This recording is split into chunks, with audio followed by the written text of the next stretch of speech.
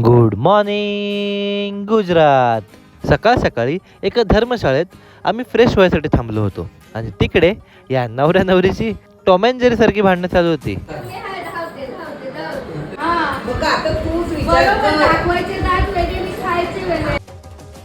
काही वेळानंतर या धर्मशाळेत लग्नाचं जेवण ठेवण्यात आलं होतं.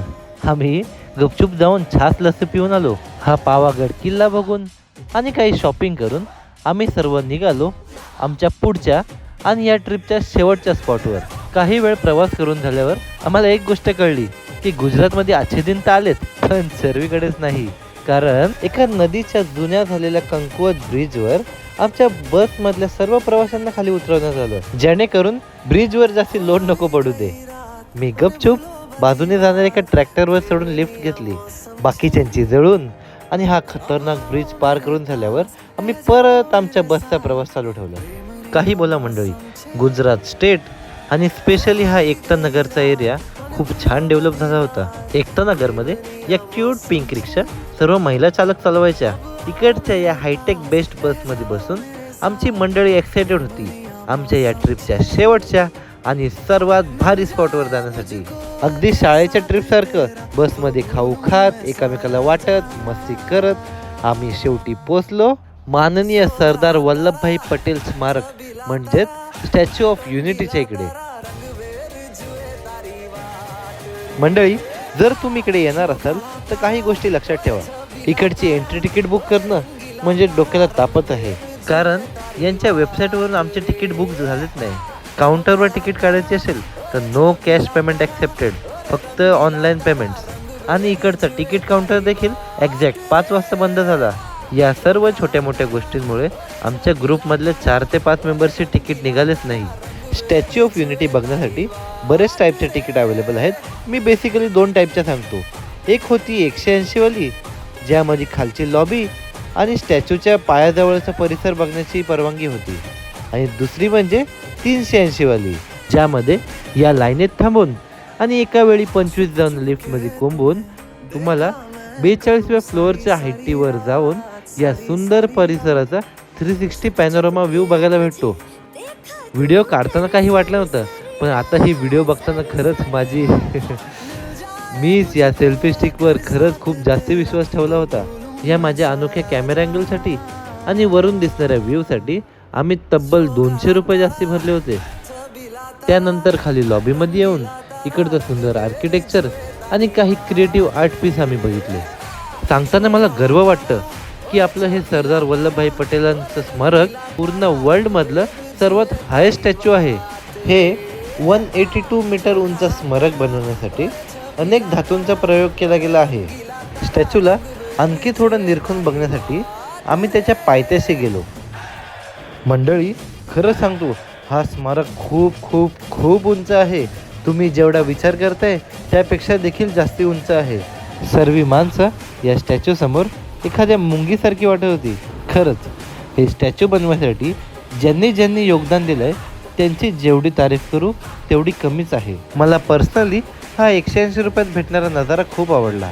म्हणजे 380 रुपये भरून त्या भल्या मोठ्या लाईनीत थांबून लिफ्टने एवढं वर जाऊन तो नजारा ठीकठाक होता.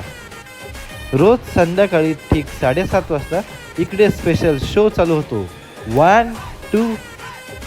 या स्पेशल साऊंड अँड लाईट शोद्वारे माननीय सरदार वल्लभभाई पटेलांची पूर्ण जीवनकथा सांगण्यात येते.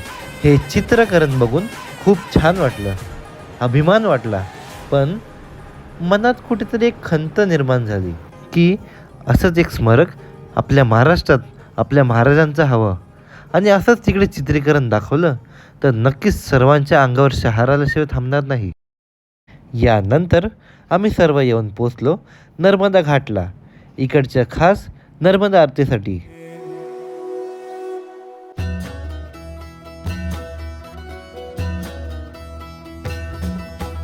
जय काल महाकाल विकराल शंभो, जीवन हो या मृत्यु दोनों ही तुम हो. जन्मों जन्मांतर की लड़िया ये कड़िया, हरियों हर जीवन रखवाल तुम हो. जय काल महाकाल, जय काल महाकाल, जय काल महाकाल, जय काल महाकाल. या नर्मदा घाटावरची आरती खूपच जास्ती पवित्र, मधुर आणि तेवढीच प्रबळ होती. या सकारात्मक ऊर्जा निर्माण करणाऱ्या आरतीमुळे आमच्या ट्रिपची हॅपी एंडिंग होते हे आम्हाला जाणीव झाली. या 12 दिवसाच्या पूर्ण प्रवासात अनेक उतार चढाव होते. राजस्थानने आम्हाला काही चांगले तर काही वाईट आठवणी देखील दिल्या. आपल्या हाताची पाची बोटं सारखी नसतात. आम्ही तर 80 लोक होतो. मतभेद तर होतीच, पण तरीसुद्धा सर्वांनी एकत्र येऊन आणि सर्व एकत्र राहून हे 12 दिवस एखाद्या सणासारखे साजरे केले. माझ्या या शेवटच्या व्हिडिओमध्ये मी आभार प्रदर्शन करू इच्छितो. सर्वप्रथम विनोद थळे, विजित कांबळे, हेमंत थळे व बाकीचे कार्यकर्त्यांचे मनपूर्वक आभार, जे मिडल क्लास लोकांना कमी पैशात जास्ती फिरता यावं या हेतूने ट्रिप ऑर्गनाईज करतात. त्यासोबतच शहाजी ट्रॅव्हल्स आणि बर्गे फॅमिलीने देखील या ट्रिपमध्ये महत्त्वपूर्ण भूमिका निभावली आहे.